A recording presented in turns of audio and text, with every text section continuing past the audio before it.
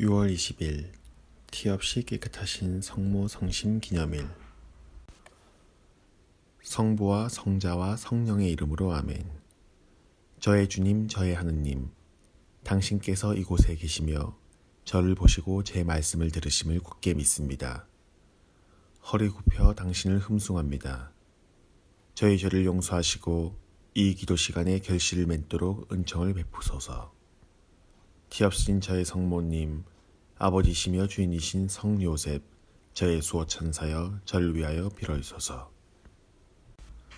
루카복음 2장 41절에서 51절까지의 말씀입니다. 예수님의 부모는 해마다 파스카 축제 때면 예루살렘으로 가곤 하였다. 예수님이 12살 되던 해에도 이 축제 관습에 따라 그리로 올라갔다. 그런데 축제 기간이 끝나고 돌아갈 때에 소년 예수님은 예루살렘에 그대로 남았다. 그의 부모는 그것도 모르고 일행 가운데에 있으려니 여기며 하룻길을 갔다. 그런 다음에야 친척들과 친지들 사이에서 찾아보았지만 찾아내지 못하였다. 그래서 예루살렘으로 돌아가 그를 찾아다녔다. 이 복음과 관련해 놀라운 점은 예수님이 부모에게 알리지 않고 머물기를 원하셨다는 것입니다. 소년 예수님은 스스로 원했기에 예루살렘에 그대로 남으셨습니다. 아마도 예수님은 성전에서 바쳐진 희생물과 교사들의 가르침에 놀라셨던 것 같습니다. 그러기에 그분은 그곳에서 더 오랫동안 머물고 싶어 하셨겠지요. 하지만 그분은 어머니께 이웃이나 친척의 집에 머무르고 있다고 알려드릴 수도 있었지만 그렇게 하지 않으셨습니다. 사실 모든 청소년은 자신의 정체성을 확인하기 위해 어느 시점에는 부모와 분리해야 합니다. 부모는 그 순간을 고통스러워합니다. 왜냐하면 아이가 자신에 대해 스스로 결정을 하기 시작했기 때문입니다. 우리는 부모의 입장에서 그리고 자녀의 입장에서 자신을 대비해 볼 수 있습니다.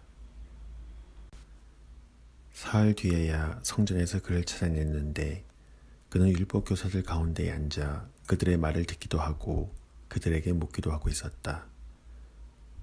그의 말을 듣는 이들은 모두 그의 슬기로운 답변에 경탄하였다. 예수님의 부모는 그를 보고 무척 놀랐다.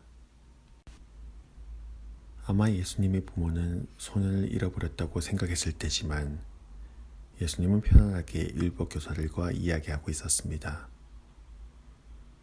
우리가 주님을 잃어버리는 이유는 바로 우리의 죄 때문입니다. 그분은 우리를 떠나지 않으십니다. 따라서 우리는 결코 예수님을 잃지 않도록 굳은 결심을 해야 합니다.